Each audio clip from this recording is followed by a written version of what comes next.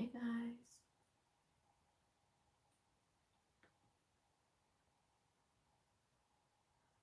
All right. Happy Friday to you all.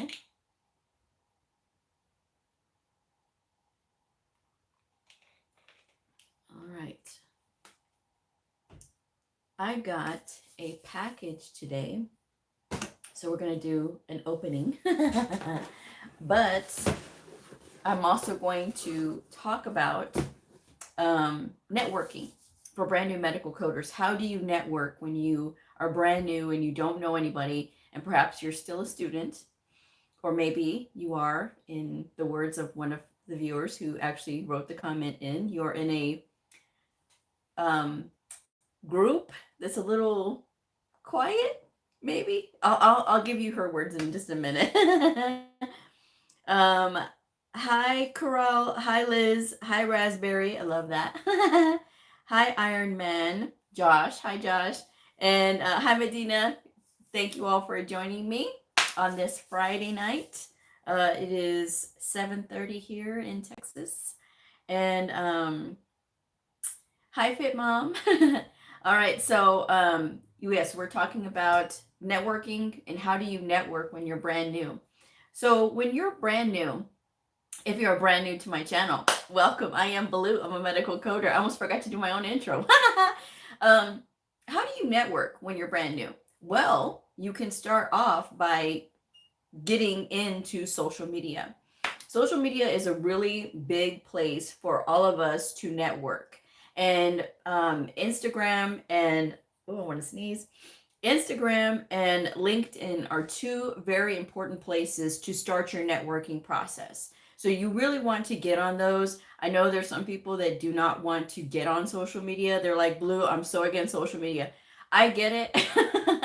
But it is a necessary evil sometimes when it comes to being brand new in a field, and then you get to learn a lot about the industry. But you have to be very careful because you will have fools out there. There are fools out there that talk like they know and they don't know. Okay, so you have to be really kind of discerning about who you listen to. But it is a great place to meet people. So, like I said, get an account on LinkedIn. LinkedIn is free unless you pay for the membership and the subscription or whatever. You don't need it. I don't even pay for the subscription membership for LinkedIn. I don't care who looks at my profile. It doesn't matter to me. But there's like things where you can like message people and things like that, but it's just not necessary. There's a lot of things that you can do based on like reading articles or, making those connections and things like that. There's a lot of people that connect with me on LinkedIn based on the show. And sometimes they just find me because through hashtags, because I do a lot of hashtags on my posts. And because of that, they're able to say, hey, I'm a coder, or hey, Blue, thank you for your videos, or you have inspired me. I love those messages. Those messages always reinforce the fact that I'm doing the right thing and that I am on the right path. And when you're on the right path, you will find those goal markers that tell you are on the right path. So I really appreciate that. But I've met some great, wonderful people on LinkedIn. I do have an Instagram page that I do post about the show as well. I do a lot of hashtags there. There's people who find me on Instagram. So if you are a brand new medical coding student, you can put in hashtag medical coding on Instagram, and all those medical coding posts will pop up. It's a great way to network with other people and build your network and start to make those connections. And you can start posting about yourself as a medical coder, or even a medical coding student, or a medical biller, whatever your fancy is. You can start doing that. I will say this though. I will say this little part here. Be very careful about expressing your feelings about being frustrated with anything, especially with the job search. It is difficult. I've talked about this many times on the show, where it is difficult in the beginning to find your first job, but it's not impossible. You have to do things to be very proactive, and you have to have a really good resume. You have to have a really good cover letter. You have to apply at places. Believe it or not, there's people that get very discouraged when they apply for 3 jobs and they don't get a call back. And then they run around and tell people it's so hard to find a job when they've only sent out 3 resumes. So it's kind of hard to feel sorry for somebody who's only sending out 3 resumes, guys. So that's why I say you have to be very discerning about who you're listening to, because not everybody is doing the right thing when it comes to trying to find a job. But those that are proactive are going to tell you that yes, it takes a little bit, and it takes some effort to get out there and make sure that you are. Say it again for the people in the back. Yeah, it's true.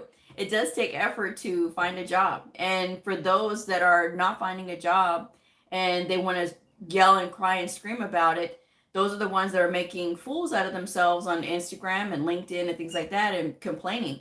I actually blocked somebody on LinkedIn because I was tired of hearing her complain. It was incessant and it was unprofessional. And when people see you on LinkedIn, these are your future coworkers. You can follow places that you want to work. And so do you really want them to see you acting a fool because you're getting frustrated? You keep that stuff for your family and your close friends. You do not put it out there for the professional world to see. So that is something that you ought to know. But the comment that inspired today's episode, and which I really love this comment because it made me laugh. They said, Blue, can you please make a video on how to become active/network in the coding community as a newbie? Specifically, if your local chapter is more dry than you would like, haha. Which I thought was funny. So that's why I talked about this on tonight's episode. It's very important that if you are not getting the support in your area with like your local chapter, and it does happen, not everybody has the skill to like the social skills to be able to do those things. And sometimes it's not as important to people, especially like in some chapters. I've spoken with 3. I've spoken for 3 AAPC chapters, like their local chapters. I've done the virtual meetings and I've presented and things like that. Of the 3, 2 out of the 3 were really nice. And the third one was like, okay. I've had 4 speaking engagements so with AAPC. So I did notice a huge difference between chapter presidents and their behavior and how they respond. And sometimes they're very engaging. The 2 that I enjoyed speaking for, they were very engaging and they're very excited, and you could just tell their energy is there. And the other one is just like, hey, I'm here because I'm checking a box. And that's just how it felt to me. I'm here, I'm checking a box. I want you to do all the work for me, and I want to not do anything for you in return. There was not even a thank you, not even a public thank you for that one. So that is why I will not do any more public speaking for APC. I will not. Just because of that reason, because you never know who you're going to be around when it comes to those types of engagements. And yes, while it is publicity for the show, it's not everything, especially if the people don't appreciate it. I'm just saying. So let's get to some of these comments I see. All right. Yes, on the Pacific Coast, it is 5:30. Hi, Marie. Hi, Liz. Hi, Blue crew. You are Blue. You're blurry. Or is my sugar high? I don't know. Is everybody else seeing me as blurry? Josh says, I started my medical coding program in Loma Linda. Yay! I'm nervous. You should be excited, not nervous. Yes, Medina says, your future employer is reading those comments. It's even worse on Facebook, which is why I didn't really say Facebook. I do have a Facebook for Medical Coding with Blue. Y'all asked me for it. I made it. I don't have a lot of followers there. I don't know if it's because I don't advertise that I have a Facebook for the show all the time, but I do. So if you want to find me on Facebook, that's fine. People have tried to like friend me on my personal Facebook, and I've since kind of like because that's I give you guys plenty of avenues to connect with me on, you know, avenues for the show. So I don't really like Facebook myself, especially for medical coding, because there's a lot of ignorance out there, especially with the credentials. Sometimes they'll sell credentials. Sometimes they'll discourage people from getting certain credentials. It really pisses me off when I hear things about the CCA, because then I know those people are truly ignorant. If you have the CCA, I came from the CCA. I had the CCA for 13 years. I probably still have it right now if I didn't have all this other stuff going on in the back. But I had to put it to bed. And I fought and I fought and I fought because I didn't want to do that. Because to me, it's a great credential. It is a very difficult credential to get because it tests you on both inpatient and outpatient coding. And people who have no idea what the CCA is, they run around saying stupid things because they think they know, and they don't. They don't actually know. The CCA covers inpatient coding and outpatient coding. This says that you have the entry level competence to get into medical coding, and that you can code for inpatient and outpatient. Now, there's other credentials. Yes, the CCS is a gold standard, but let's take that off the thing for a minute. The CCA covers so many domains and more complex domains than any other credential when it comes to medical coding. CCS, CCA, CCSP, or the CPC. It covers more than them.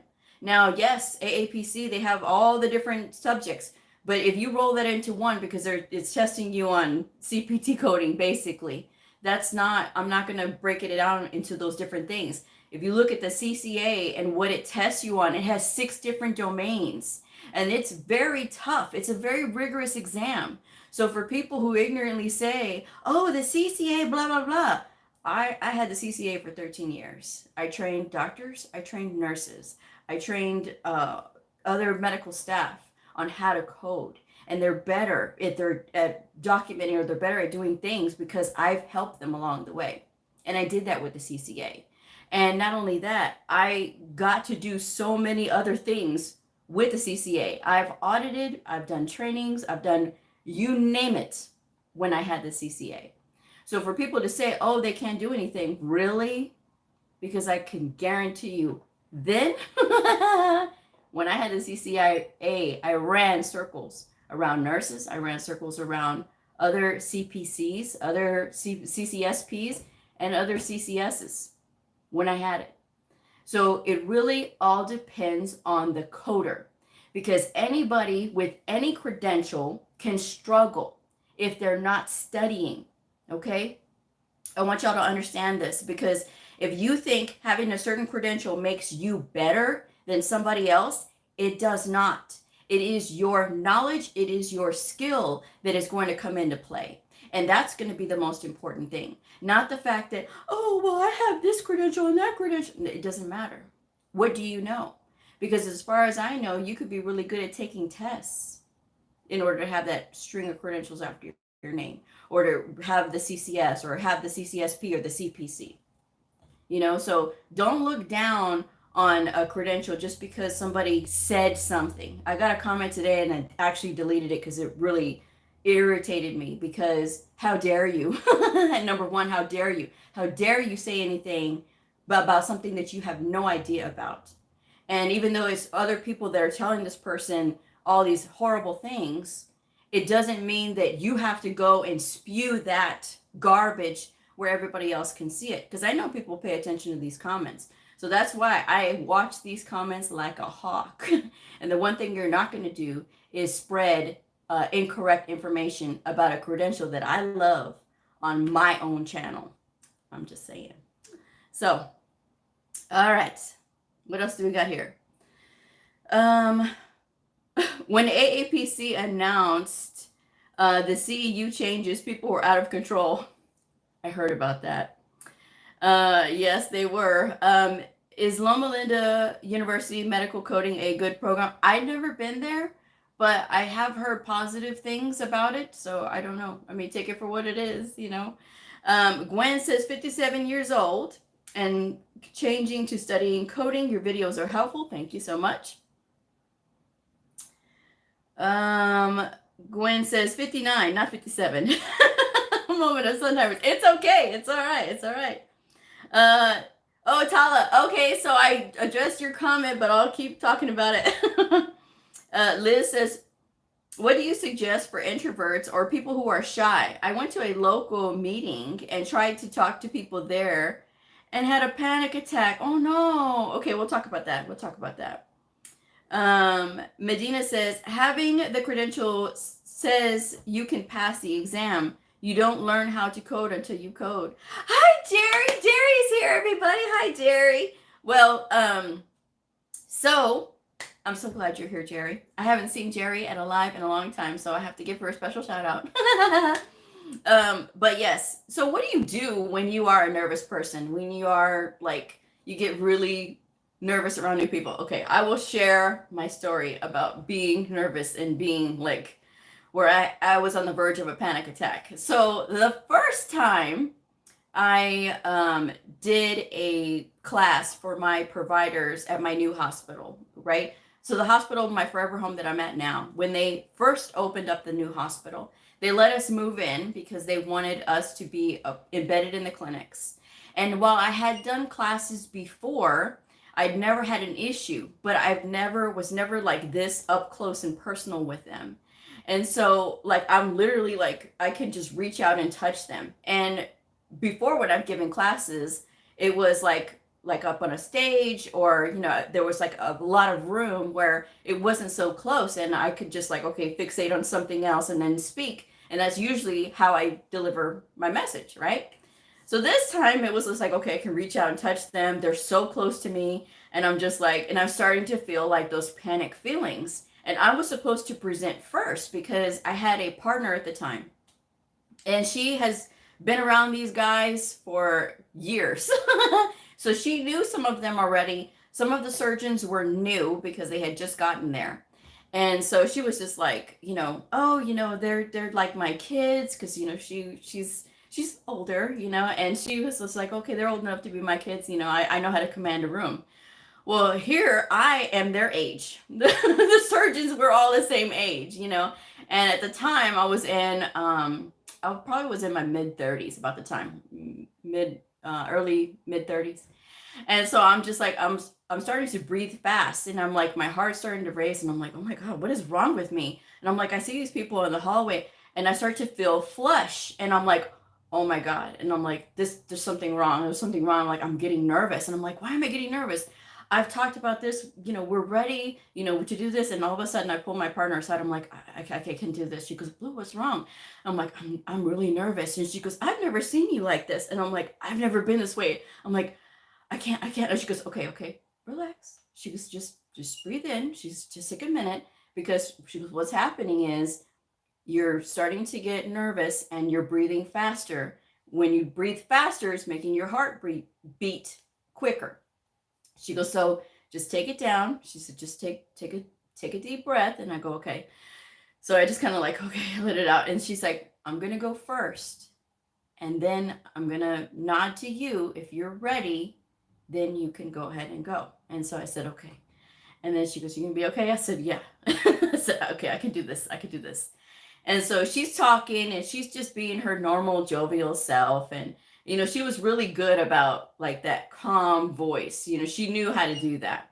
And so she looked over at me. She's like, are you ready? And I said, continuing on. And I felt my face get red. And I'm like, don't do this. Don't do this. Don't do this. And I'm like, okay, just take a deep breath. And I stopped. And I said, okay, if you look at this page here, we're going to start here. And I started talking. And then as I got into it, I felt myself calm down because I started to get into the material. But what helped me to calm down was I started to shift my brain focus, because I was so nervous about just being in close proximity with them that was where like my head was. But the second I started to think about something else and focus on it, everything just kind of shifted and my heart rate started going down. I felt normal. I had normal color again. And that was how it worked out. So that was what I was glad about, because I didn't have to I wasn't feeling that nervous feeling anymore. So that's what I learned when I was speaking was, okay, if I start to think about something else, it's going to make it much more easier for me to focus on. I don't have all of these eyes on me. I have to explain this stuff. So that was how I was able to survive that first one. But I started doing some research and like, how do you get out of those nervous feelings when you're public speaking or when you're meeting new people?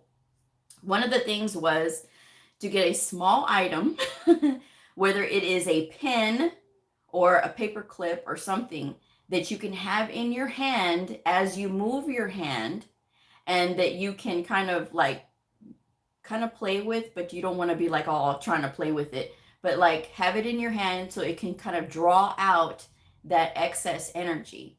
Something to kind of like give your brain something else to focus on while you're trying to maintain control of how you feel at the moment. And so what I did after that was I got a pen and I just kind of held it like, okay, well, here, here, and here. And as I'm speaking, it was easier because, okay, I have this pen. I'm not playing with the clicker, but it was just something that I had. And it just looked like, okay, just in case I need to write something down, I have a paper next to me. Oh, she's always prepared. And that was how I was able to, that's how I'm able to do that now. Now that I'm more comfortable with them, especially on a one-on-one basis, I don't have to do that anymore. But I do occasionally have to bring a pen with me or something in my hand so that I can have that nervous energy flow out of me, because it does happen occasionally from time to time that I do get nervous with my providers, especially if I get a new one. And I'm a very much an energies person. I read energy very well. So when I meet somebody or encounter somebody, I can usually tell if this is a good person. I can tell if this is a person that's going to make me nervous, or if the person is nervous with me. If the person is nervous with me, sometimes I will get nervous too, because there's just so much energy. And sometimes if I feel they are nervous, I go into, okay, I need to calm them down mode. And I'm just able to like kind of work with them. Hey, would you like some water? Would you like a candy? That's why I have my candy basket. And usually the candy basket or the water helps that. You just all that nervous energy calm down right away. I like to make my people feel very much at home, whether they are in my office or I'm going to their office. That's just the way that I am, and that's part of my culture, my nature. That's what I do. I do that because it opens up a lot of doors and it helps with communication, and that's just one of those things that you learn. But if you have that problem, the more exposure that you have to doing those things, to being out in the public, and to making those connections with new people, the easier it will become. Especially if you haven't really had a job where you have to kind of talk to people like a lot, on that kind of educational type basis. That's when it's going to be a new thing for you, because it's just every job you have is going to be different. And like if you've been working in a factory and then all of a sudden you start working, at a medical place, the conversations are going to be different. So it's just going to take that repeated exposure in order to get you to kind of calm down and have those like feelings of, okay, we can do this, and you'll get that confident feeling. But I will say this, coders are a different breed. last spring, or was it this year? It may have been this year. No, it was this year. Okay. So in the spring, when I went to a conference up in Dallas, you could tell other coders when you get around other coders, because just the way that they are and their energy and stuff. Well, some of them are not so nice. Some of them are very reserved, and some of them they're not rude, but it's just like they're not really kind of very welcoming. And so it's me, I'm very welcoming when I meet people. And so that's just, you see the different personalities that there are with medical coders. So some you will find that are just like you, and you'll hit it off right away. And then there are some that are going to size you up, and they will look at you and they will want to get to know you before they make an opinion on you, because they want all the data. Again, that's a coder thing, And this just there's some that are just very reserved, and they're nervous too. And so sometimes when people are really nervous, they will react in a couple of different ways. If a person is really nervous or has anxiety and stuff, they will either get really quiet and you won't get very much out of them, or they will blow up, essentially, like, with just, I've had providers do that too. But not knowing at the time, it's just an anxiety thing, right? They just started, I was like, okay, let's just relax. Let's relax a moment. And once I figured it out, once I found out that that was actually happening, then I knew, okay, when this provider does this, it's because he feels unsure and he feels anxious. So let me figure out a way to kind of combat the situation.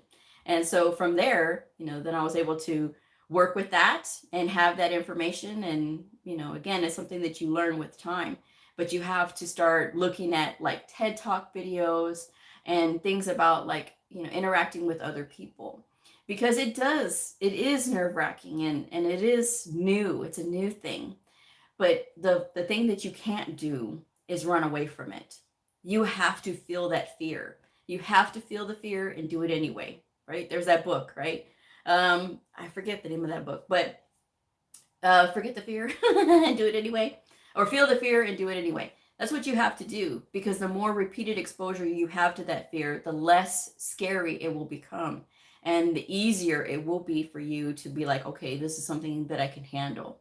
Many years ago when I worked in the bar, that was very scary, because you're going in there and people are, drinking, and you're just like, they're not, themselves, and you have to be really tough. And at the beginning, I was just like, oh my gosh, I'm so scared.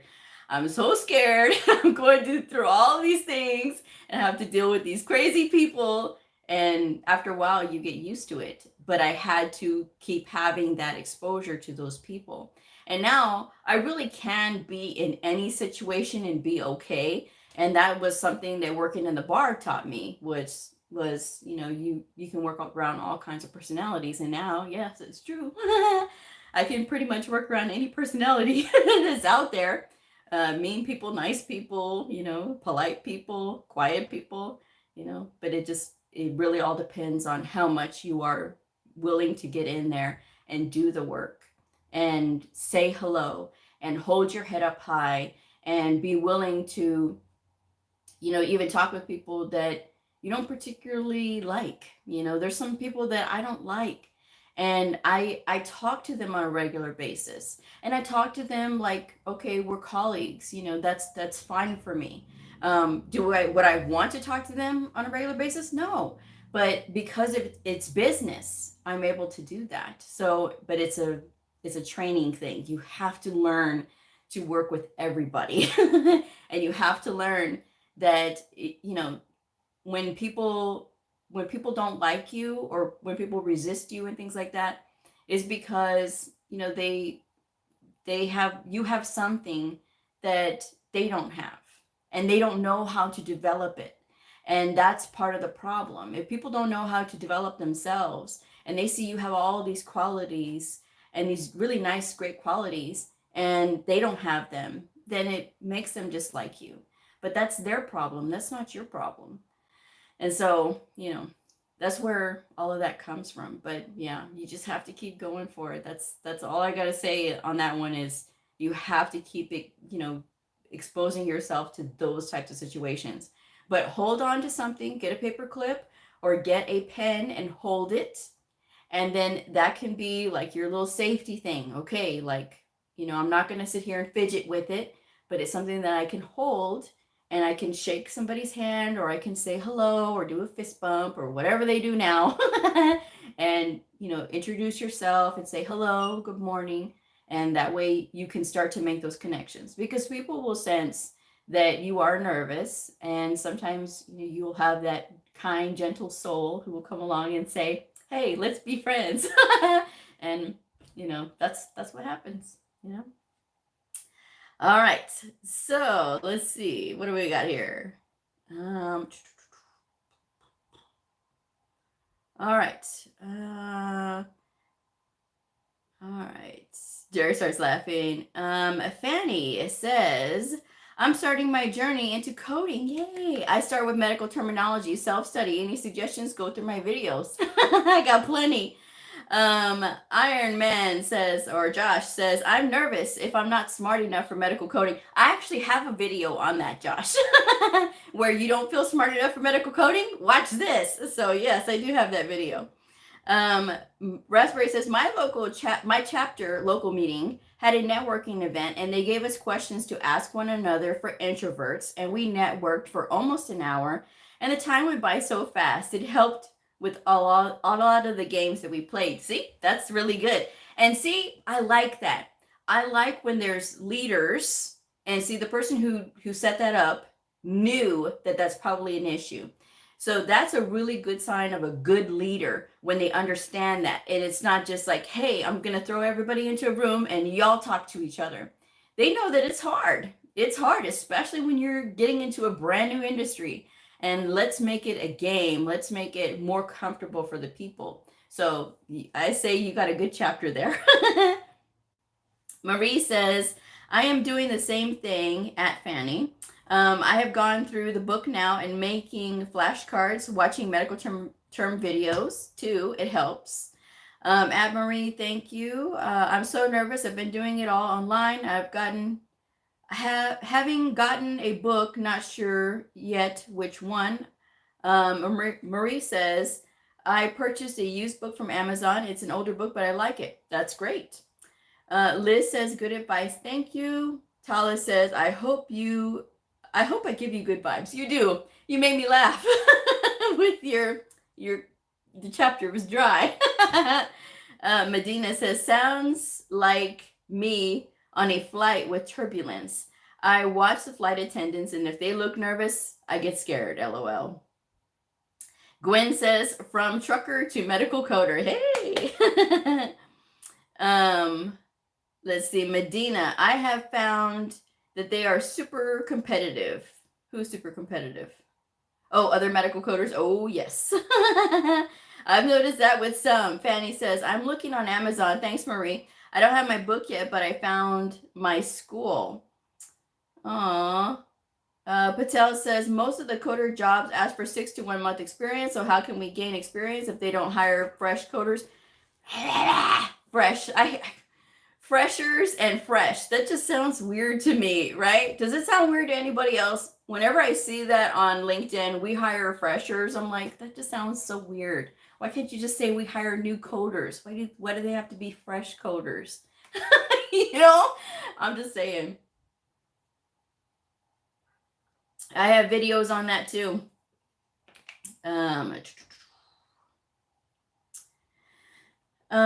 See, Raspberry says, right, the president said she was an introvert as well. See, that's good because then she knows how it feels. Alexandria says, I would have loved to have you as a coworker when I used to bartend, LOL. It is fun. Bartending is a lot of fun. I mean, especially when you make really good drinks and the people really like them. I had this one party where I was making cosmopolitans and the lady was just like, I'm suspicious. And I'm like, okay, what are you suspicious about? And she's like, I'm very particular on my cosmopolitans. What are you doing? And I said, well, I'm making the cosmopolitan like I'm supposed to make it. What is so suspicious? She goes, people don't make them right. She goes, you're making it right. And I'm like, because I know what I'm doing. So she said, okay. So she was tipping me the whole night. I did really good with her, but I mean, it's just something that you enjoy doing. I mean, nothing I love more than making a whole batch of mojitos. I love making mojitos. I even love drinking them too. That is the one I will drink. I'm not a big tequila person, so, but I do make really good margaritas. Margaritas is not hard, but trust me, when you go out to a restaurant, there's a lot of people that can't make margaritas. I'm just saying, they make them too sweet, and I can't stand a sweet margarita because then you didn't make it right. I'm just saying. Let's see. Medina says other coders. Gwen says, Jerry says, at Gwen X Trucker here too. Fanny says, same to you, Marie. Fanny says, I'll be looking through your videos. Blue, yay. Yes. Thank you, thank you, thank you. Thank you, Alexandria. Uh, Gwen and Jerry are talking their trucker talk with a 10-4. Okay. Medina says, I started off as a biller first and then got promoted to a coder. Also, contract companies hire new coders. Liz says, I wanted to be a bartender when I was younger. Bartending is great, but when you're on your feet all day, oof, that hurts. That really does hurt. But again, it's fun. You get to meet all kinds of neat people, some crazy people. But it is a lot of fun, though. I did enjoy it for what it was. But to go back to it now, woof, no.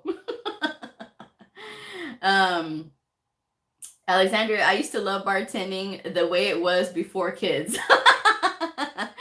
Raspberry says, I applied on Indeed, a part-time coder, coding HCC hours, very flexible. I had to pass an assessment with a 90%. I made it 86%. And the recruiter gave me a second chance, 86% again. I was so disappointed. Oh, you were so close too. But that was nice of the recruiter to give you a second chance, though. ET says, hello, happy I got you now. I'm interested in starting medical coding, but I want no PT contract and no mathematic. So shall I choose? Because I saw there is a different type. Please tell me. Thank you. I have no idea what you just said. Other than you don't want contract work and you don't want mathematics. The math in medical coding is very basic. It is plus, minus, multiplication, division math, if that. It's stuff that you can do on a calculator. I don't know why people think that it's so mathematically inclined, unless you're thinking of like computer coding. Computer coding does involve mathematics, and this is not computer coding, not software coding. This is medical coding. Completely different. Let's see. Wayne says, bartending forces you to talk and get out of your shell. Yes. And the thing about it is, no matter how nervous you get, the people won't remember because they're drinking. Jerry's laughing. Let's see. Hi is actually spelled H-I. Any job vacancy in medical coder, look it up. Paula. ET doesn't want a patient contract. That's the, okay. Oh, no patient contact. Oh, okay. Well, how was I looking at that wrong? Okay, no patient contact. And I said contract because that's what I saw just a second ago. Thank you for the interpretation, Tala. All right. There is no patient contact. We do not contact patients. We don't even speak to them at all because we just do the coding. We just work with the paperwork. And as far as like the math, again, I said it's just plus minus multiplication. Jerry says, Blue, ET doesn't want patient contact. Yeah, I know. That was my bad. PT, I think. Yes. Thank you all. Thank you. I got it now. All right. Since I can't read, I'm going to go ahead and open up this lovely gift. I got a gift today. So I went to the post office box. I got a Christmas card. Thank you, Court, for the Christmas card. It was very nice. And then I got this package as well. And see, this is how tired I am, guys. It's really been a long last 2 weeks. It really has. And so I'm tired. I can honestly say I'm tired. And so I read things fast, clearly, because I can't read. And so I went to the post office today. And when I did, there was a key in the post office box. And you know, when there's a key, that means that you can go to the locker. What did I do? I said, oh, I've got a key. So I go and I hand the key to the lady, right, that works, you know, that has a little half door open thing. And she's, you know, helping people that are going up there. She goes, ma'am. I said, yeah. I said, she goes, you know better. And I said, yes, I do. Yes, I do. But it is Friday and I'm tired. So I was like, oops. So I got my box, which is this. And I said, okay. I said, she goes, did you get it? And I said, I did. Thank you. So there we go. Now let's see what I got. Let's see. Ooh, and it's wrapped. I love that. I love these bags. You know what I use these bags for? My cowboy boots. Whenever I travel, uh, I always take my one pair of cowboy boots with me, no matter where I go. And especially at conference. And they laugh at me because they say, oh, why do you bring cowboy boots? Because, hello, I got to represent Texas. Keep your gift a surprise. Unwrap your present before opening this envelope. Okay, so...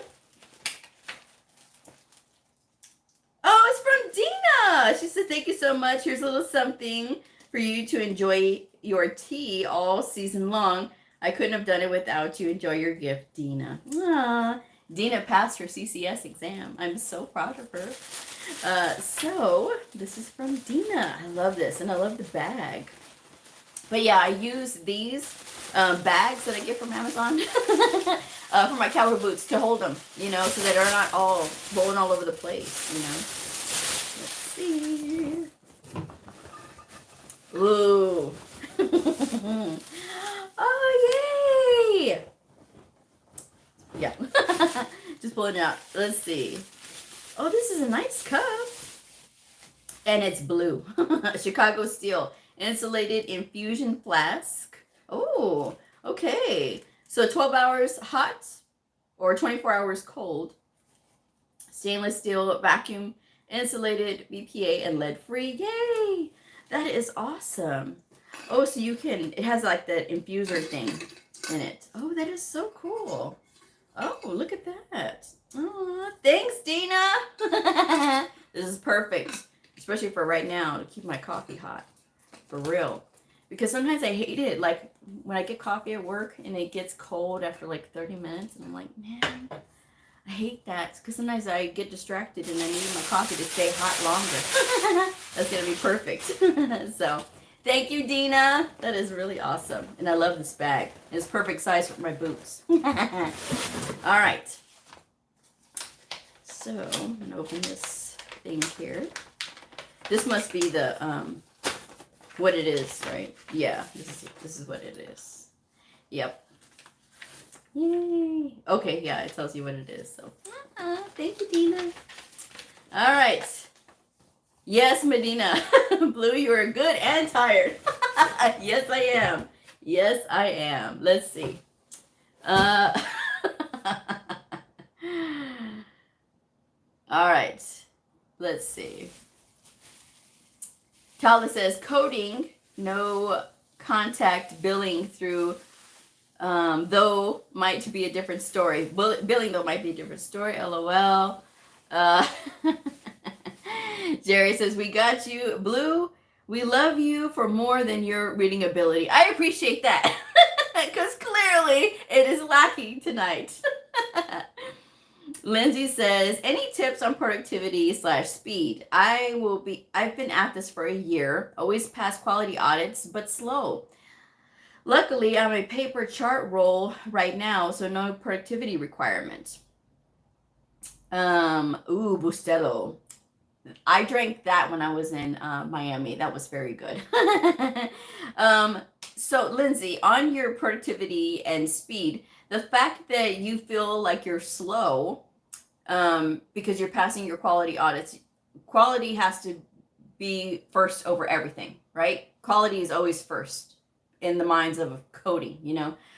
So the fact that you don't have productivity standards might be part of why you feel like you're slow, because if you're just paper chart, okay, well, if I only want to do 50 in this day, well, that's all I'm going to do. If I only want to do 100, that's all I'm going to do. So at least you're thorough. But if you really want to kind of like increase your speed, then you need to set yourself up at like a standard, how much you want to get through. And if you don't have a productivity standard, you could set one for yourself. Certainly. You can tell yourself, okay, this is what I want to be able to produce in a day because this is how much money I want to make. So the faster you go, just knowing that, you know, as long as you're being thorough, you know, you'll be okay to do that kind of thing. I do have a productivity standard. Sometimes I can exceed it. Sometimes I can't. We have a 90 per day standard. And some days I'm able to do 120. Some days I'm able to do 80 because it really all depends on the complexity of those charts. It's not always easy to go faster, especially if you have like difficult charts or if you have complex charts or you're in a specialty clinic. You know, I work in orthopedics and podiatry, and sometimes that stuff gets very complex when you think about like method of injury and is this an injury? Is this, pain? Is it an organic condition? Is it a sequela? What is going on here? So with that, you want to make sure that, you're always going to go for that consistency with the accuracy. But then, working on that speed, if you've been working with those providers for over a year, you should be picking up on their habits, right? And that should help you with your speed. Certainly because you want to make sure that they are being consistent. Now, if your providers think that it's cool to change the way that they code, then you have a problem. So for my providers, I have a pretty good set speed at the way that I'm doing things. Some days I'm able to go faster, and other days I go slower, depending on how complex their charts are. But when I do slow down, it is because they've changed their document, the way they've been documenting. Sometimes they think that because they go to a conference and somebody tells them, oh yeah, we do it at our facility this way. And they think that it's a good idea to come back and start doing that. And they change their coding, and then they see me at their door like, hey, what are you doing? And they're like, oh, well, I heard this at the conference. Okay, why didn't you come and talk to me? Talk to me. I am your coder. Because not everything that goes on at other facilities is applicable to us. So I need you to go back to what you were doing before, because that way was correct. This way is not. And they're like, oh, oops. So, but it takes, learning your provider's habits and, just kind of, okay, picking up the speed and, watching your distractions. If you have a lot of distractions, if you're on your phone, that could be part of the reason that your productivity doesn't go up. I've seen coders do that. Not that you're doing that. Not that I'm saying that you're doing that. But I have seen coders who say, well, I can't reach my productivity standards. And in the same breath, you see them like this. I wonder why. So, come on now. But I'm just saying. But that's one of the things that will sneakily take your time is, oh, I'm going to check this ping real quick. And I'm going to see what this is. And then by the time you know it, 15 minutes have gone by. 15 minutes that you could have, coded 2 or 3 more charts. It really all depends. So, all right. Heidi says, hi. Raspberry Blue, are you familiar with 3M? Yes, I love it. She said she loves it too. It has a lot of resources and it really helps a lot. Sometimes those CAC is incorrect and they code the wrong diagnosis code. Am I auditing when I'm doing that? Yes. When you go back and you correct. So for example, when the provider goes in and they select the diagnosis, because that's what the EMR, the electronic medical record, is telling them to select. So they select that diagnosis and you go in there and you say, okay, oh no, this isn't the right diagnosis for this condition. It's actually this diagnosis. That is auditing. So technically we do audit. If the provider has already selected the codes, you're auditing at that point. Now, there are some clinics or some settings where you are really abstracting everything, where the provider does not select any diagnosis codes or procedure codes. You are having to do everything. And that is called abstracting. We're still abstracting when we're auditing, but it's not like full on abstract like it is like if you're doing inpatient professional service, right? A lot of times you will be abstracting at that point. So hopefully that answers your question. Medina says, Raspberry, I use 3M CAC on my job as well. Lindsay, I do multiple specialties. Some charts I fly, but then some are complex and slow me way down. Definitely grateful for the wide range of experience I'm getting at least. Yes. And that's the way that it is. When I worked for a level 1 trauma hospital at home a few years ago,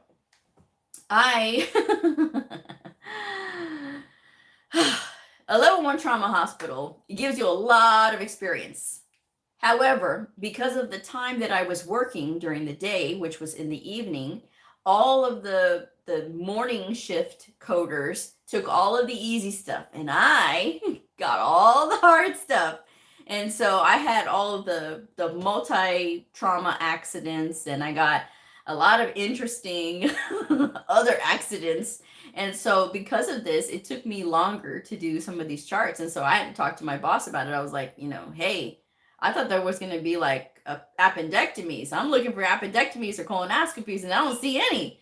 All I see is like trauma, trauma, trauma. And she's like, okay, let me pull what you're doing. And she was like seeing trauma, trauma, trauma, trauma, trauma. She's like, whoa. And I'm like, yeah. She goes, oh no, they're skipping. And so there was a big meeting about it.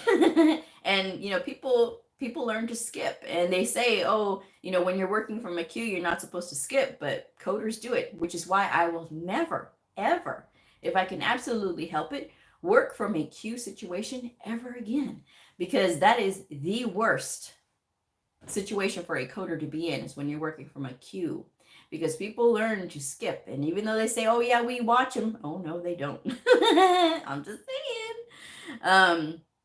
But yes, that's a good attitude to have, Lindsay. You are getting a lot of experience, because the more you expose yourself to difficult charts, the easier they will get. And then the people who didn't have that experience are always going to be scared of it. I'm just saying. Liz says, one of the questions I got from a few jobs I applied for was, how many years of professional coding do I have? My answer, of course, is 0. Is that a normal question? Yes, it is a normal question. They just want to know if you have experience, because they always want you to have experience going in. But that doesn't necessarily mean that you're not prepared or that you're not equipped to be able to start working. It just depends on if the hiring manager is going to be, okay with you saying, okay, well, I don't have experience, but I can pass a entrance test or an assessment test. And if you give me a shot, hey, you got a brand new coder with no bad habits to break. Because as veteran coders, we get sucked into those bad habits. Everybody does. No one is immune. Not even me. I'm not even immune, because I know the difference between my forever home and working for a level 1 trauma hospital. There was a difference in the coding. And so, because each facility has its own rules, and you, as brand new coders coming in with no experience, you're a blank slate. So whatever you learn there is going to carry you forward. So I would just be honest. Yeah, I don't have experience, but let's look at what I do know. Let's look at all my skills that I do have that I'm ready to use. Saying. Let's see. Lizzie says, thanks so much for your help and all the great videos. Oh, well, I'm glad that you like them. All right.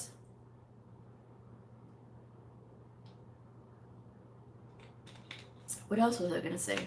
There was something else I was going to talk about too. What was it? Aside from the fact that y'all found out tonight that I can't read. Let's see. Let's see.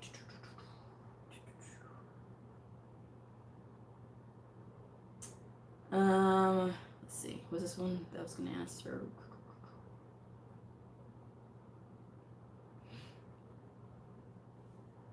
Okay, the medical billing and coding question. Here we go. It says, it's not that I'm not interested in doing medical billing over medical coding. It's the exact opposite.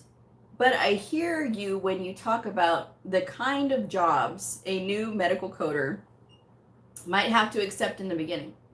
I keep seeing medical coding courses advertised and then medical billing courses separately. And then the programs where they have them combined. Do you typically come out of a medical course with a CPC or a CCA with enough skills to qualify for a billing job if that is all you can find? Or are we talking about an additional course? Thank you for all you do, Bleu.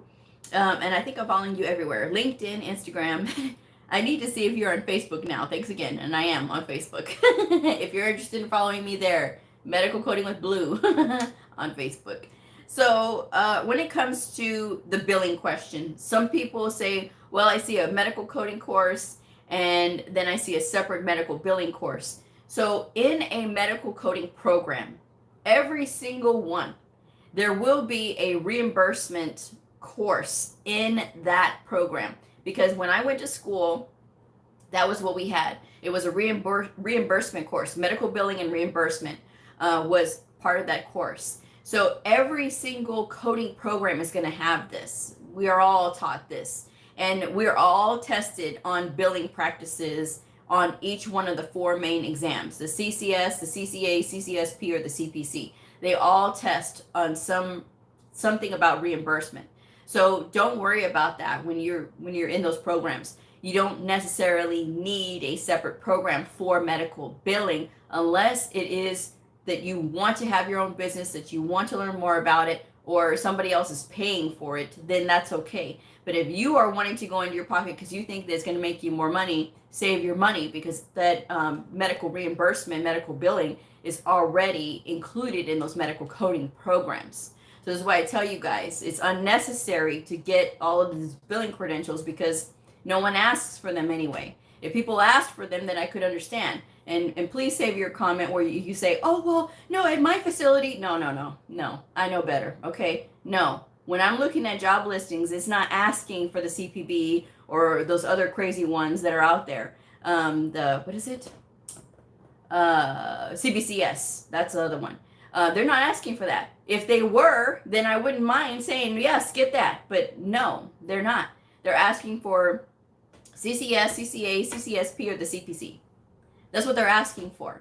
And when you look at the jobs specifically for medical billers, they're not even asking them to be even certified in medical coding.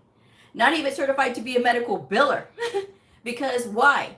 Medical billing is a very, it's very like, they have steps, right? There's a word that I use for it. God, and I can't think of it. That's how tired, that's how you know I'm tired. There is a word that I'm looking for and I can't think of it at the moment. But they do a very strict process of like, these are the things that they do. This is the process that they have, and this is what they're going to do to submit the claim. And so a lot of times they just want you to have a high school diploma or a GED. No medical coding background. And I have had so many medical billers reach out to me, say, Bleu, I'm not certified in medical billing. I've never done coding, but I'm doing the medical billing for this practice. And I need to know, why are they denying this claim? And then we look at it together. It's missing a modifier. It's missing a diagnosis code. It has the incorrect procedure code. And if you know medical coding, this is very valuable to somebody in the medical billing field, right? So that's why I always think it's important. But for some people, they think, okay, it's just submitting a claim, and the electronic medical record has already selected the code, so I don't need to hire a coder for this. I just need to hire a biller who will submit the claims, because as a doctor, I already know what I'm doing. Okay, so let's put that aside for a second there, doc. They're not trained, doctors are not trained to be medical coders. And oftentimes when you talk to them about medical coding, they have this glassed over look on their face, because they're just like, you're speaking coder, Bleu, I don't understand. And so I say it's the different rules that we have to follow.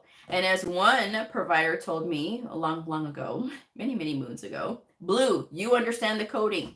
I understand the doctor stuff. I don't understand what you're saying.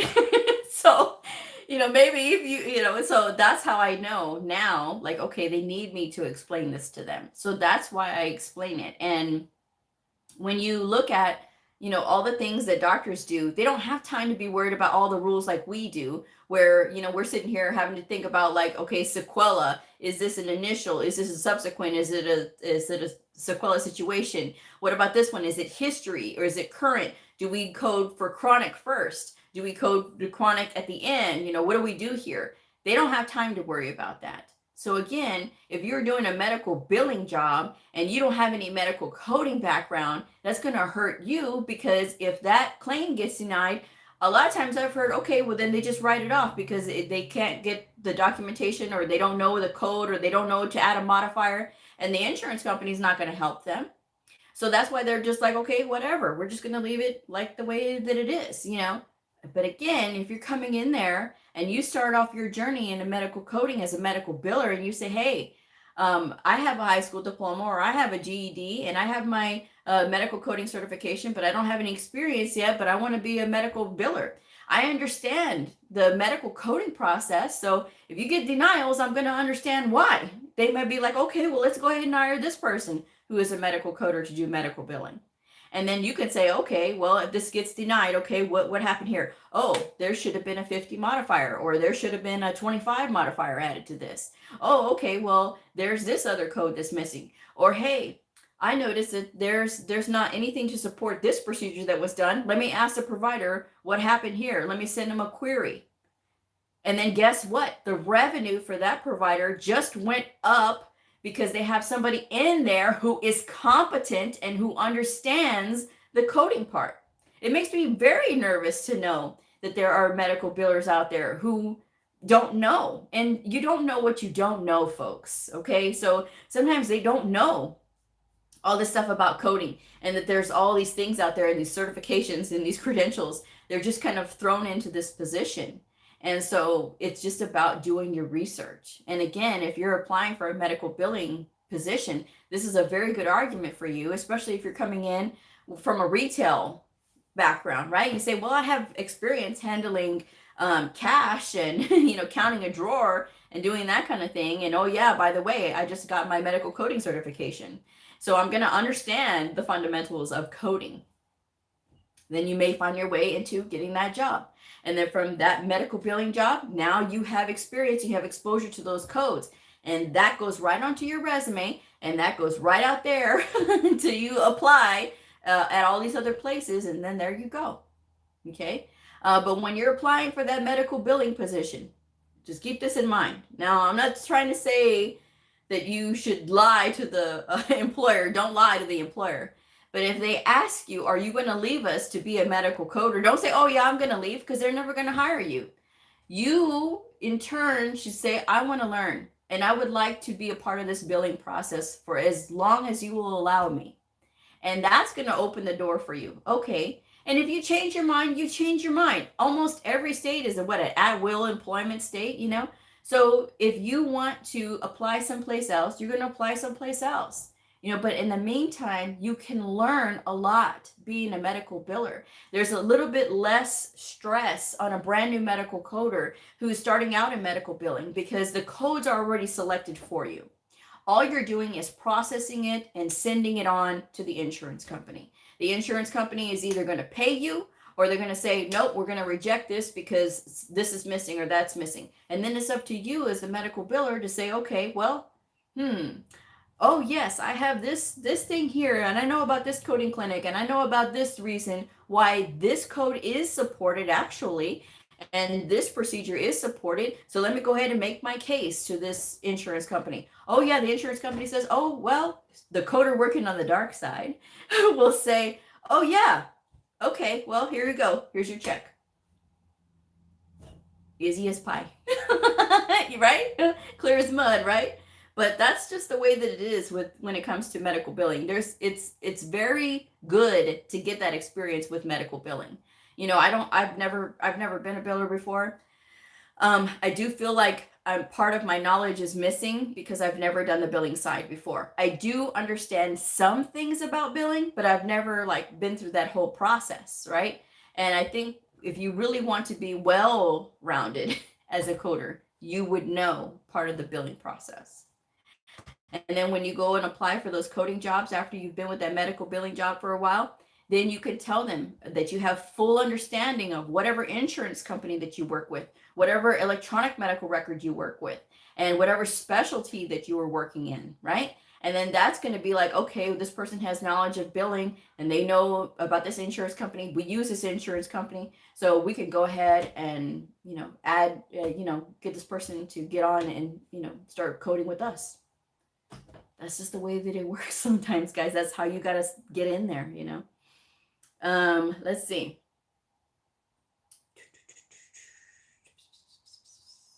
Oh, I missed a lot.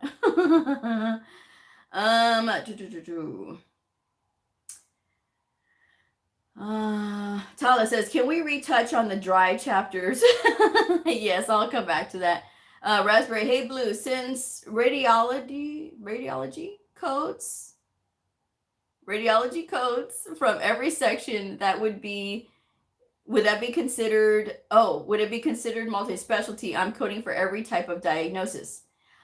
No, not necessarily. If you're saying that you code for radiology, that you code for radiology for, for whatever specialty it is, not necessarily based on the diagnosis, but like whatever specialty it is, then yes, you could put that down. You could say, I code for radiology.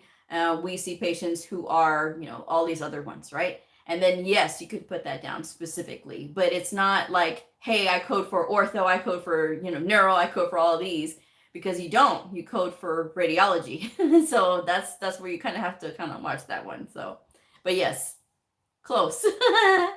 Let's see. Medina says, nope, I got the CPB and I don't need it at all, because the biller refers to the coders for the denials, and then the biller fights with the insurance companies. Hi, Michelle. Protocol. I think maybe that's what I was looking for, Christy. Thank you. Medina says, Doc, you treat and I will code it. There you go. Liz says, sequelas still confuse me.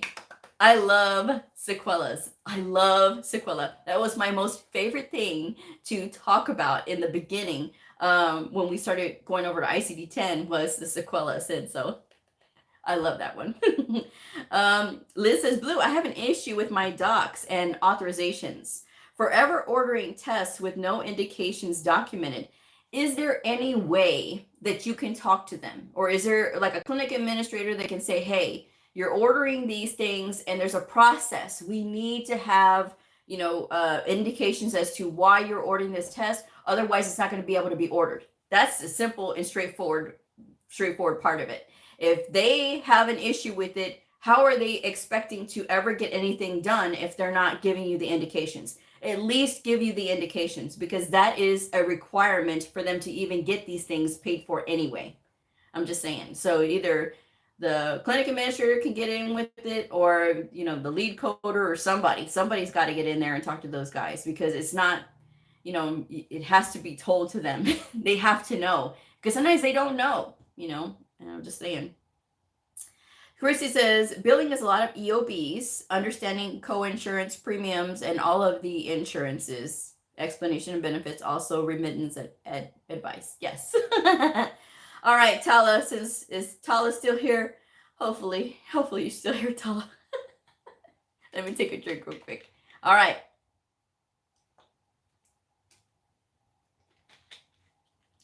Okay, good. All right. So Tala was asking about, what if your local chapter is a dry chapter? It made me laugh, because what she means is everybody's kind of like to themselves, all right? And while that may be the case for your local chapter, right, a good way to network is to start building your online network with LinkedIn, getting an account with Instagram, and getting an account with Facebook, and following reputable places on Facebook. There's other closed groups and things like that. But I really would recommend that if you're going to follow anybody on Facebook, let it be like the places that you want to work. The places that you want to work, or the places that, you have your eye on that you like. Follow those places, and then just sort of introduce yourself that way. You could put Tala the medical coder, that way they know instantly with your name that you're a medical coder. And then you could start commenting on there. You're going to see people that will recognize your name and that kind of thing. What's funny is, for Medical Coding with Blue, I'm always on Medical Coding with Blue, and I follow other channels. I follow this one channel called I'm a Survivor Sanctuary. It's a donkey and farm animal sanctuary, right? It follows Lester and all his things. Lester is a fellow Texan who I enjoy watching, because he has a whole network of all his family.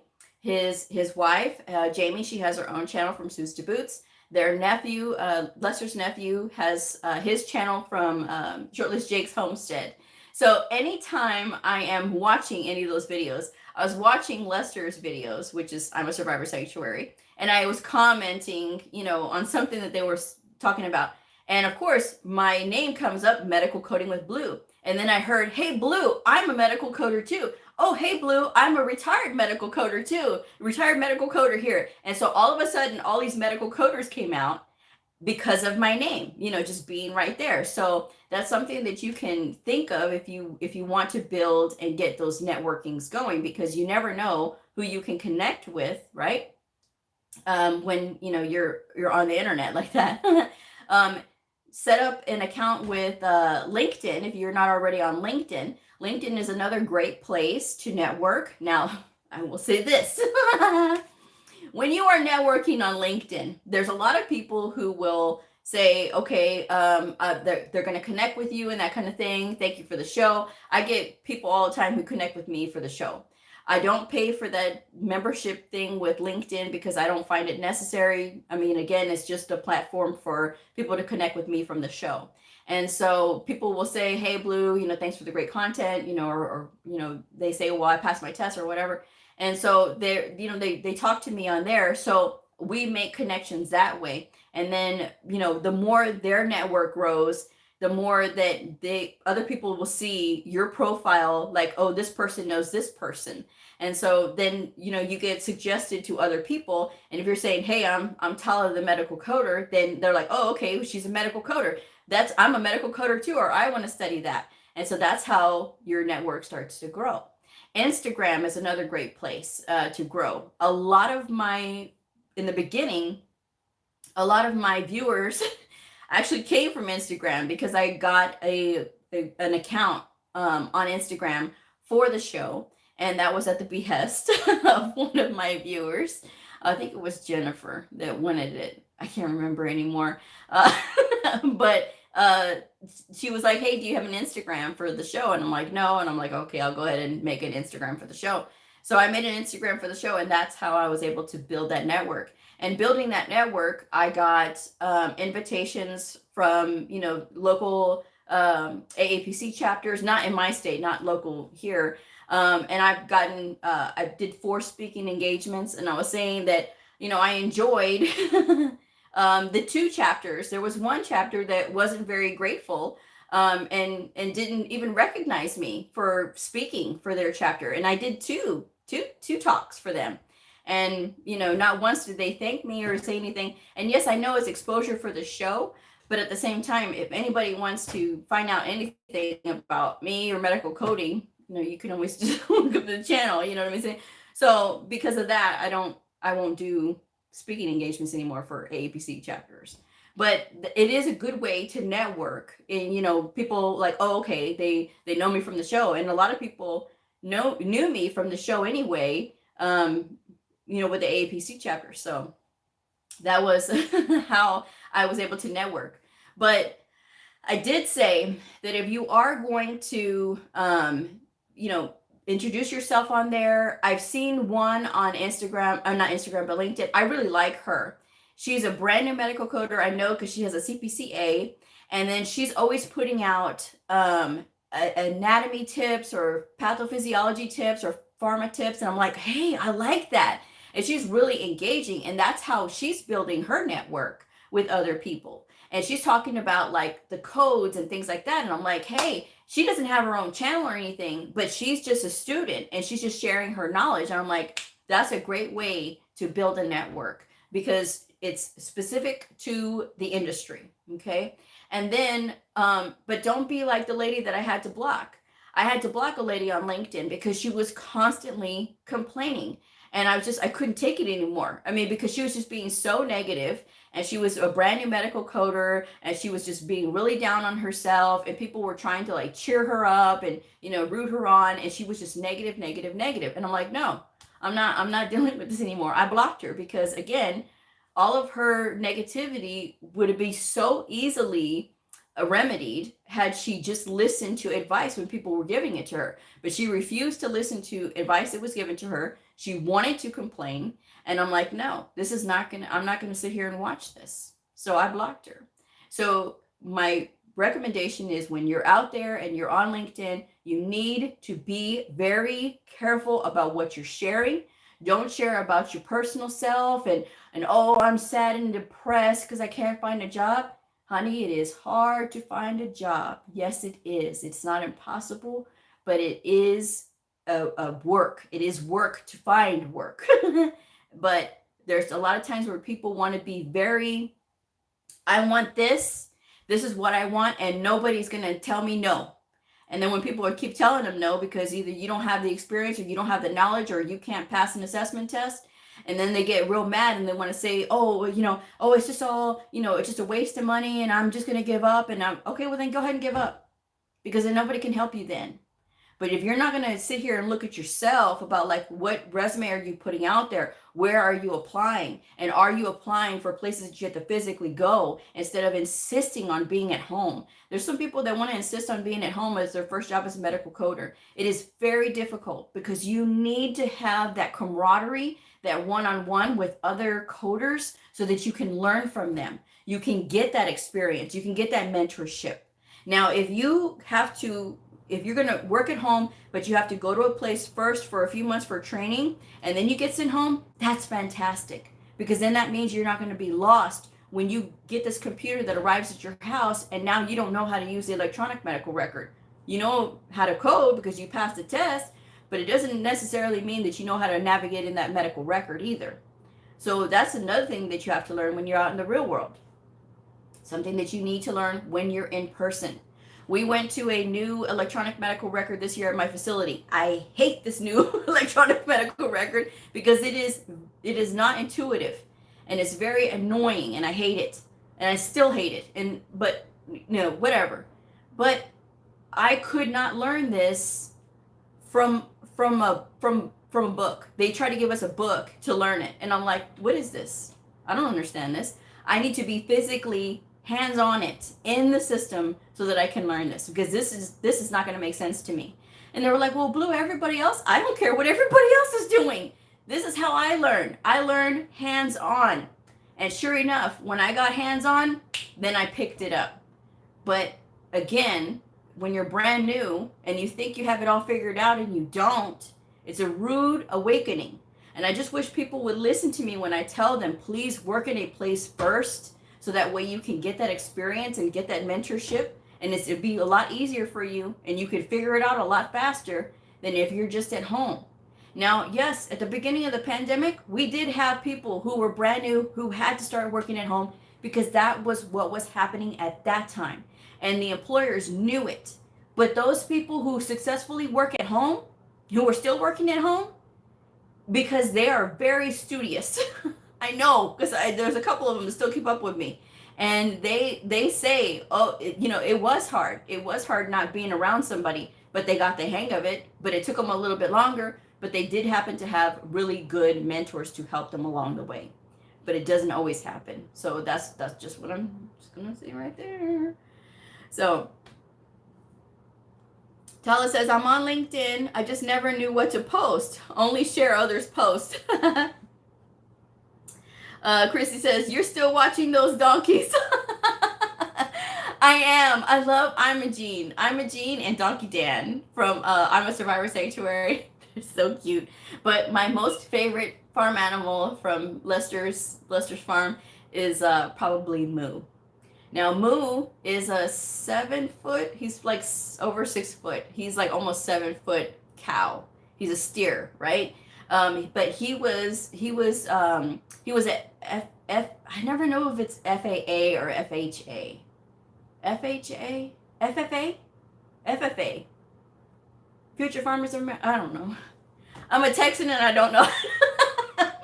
But they raise farm animals and then they show them, and then in high school they do that for the program, and then they sell them, they auction them off, and then they either go to a butcher or whatever. And so the girl that raised Moo couldn't bear to have him go to a slaughterhouse. So she raised Moo in her house, and this cow literally sat on her lap and was like, she bottle fed it and everything. So he's very gentle, but he's almost 7 foot tall. He is the sweetest thing. And anytime I have a most stressful day, I watch Lester's videos and I can sit there and laugh because he has his own personality, and I love him. I love Pig Trudy. Pig Trudy was a feral hog who they found her, right? Her mother had gotten hit, and she was the only little piglet left. And so Lester got her, and Lester loves pigs. And Pig Trudy is the sweetest, and you would never know she was a feral hog. Never. I mean, she doesn't look anything like a feral hog. She just looks really domesticated, and she's a very funny personality. That's all I got to say about Pig Trudy. But it's just an amazing channel. I mean, Lester, he has this great, funny, anytime I just want to laugh, it's a really good place to go and laugh. And then, of course, he has his wife make videos too. She's just as funny. Jamie, she's really great. I really like her. She's also in the health industry, right? She manages doctors. So she understands. She knows, what it is to be around these doctors. But she manages them. So she does something different from coding. She doesn't do coding, But it is just funny how that happened, how she got with him. And then, and then there, of course, Lester's nephew, Jake, he calls himself Shirtless Jake, Shirtless Jake's Homestead. He is funny as heck too. You could see him out there chasing bulls with like a 4-wheeler. But I mean, he's really close with Moo. He actually got a tattoo of Moo on his arm. You have to watch the show. If you ever want to watch the show, Shirtless Jake's Homestead, I'm a Survivor Sanctuary, and let's see, From Suits to Boots. So funny. I love their channel. Let's see.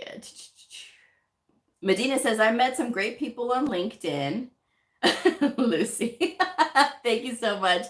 Tyler says, boo, I'm sorry they left you with such a sour experience. Yeah, but that's okay. I mean, what are you going to do? I had 2 great experiences, but the other one I was like, whatever.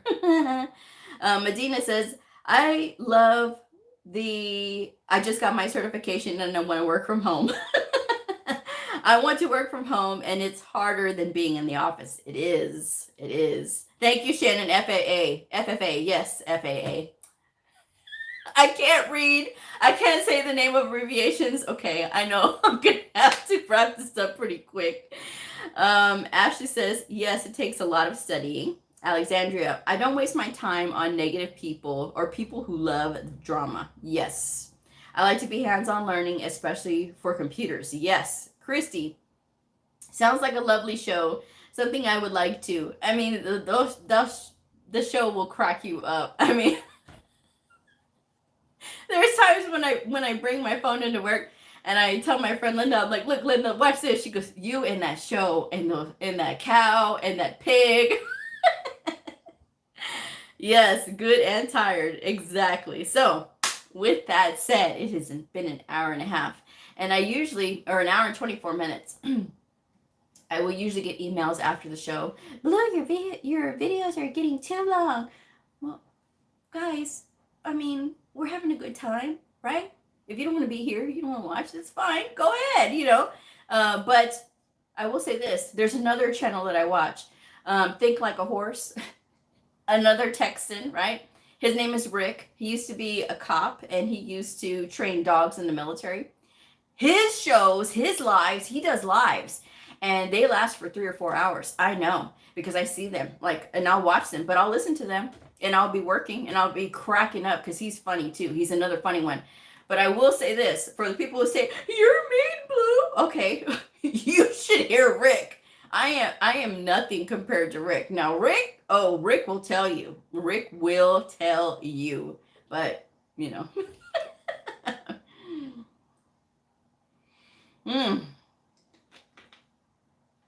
Medina says, Merry Christmas, everyone. Merry Christmas to you, too.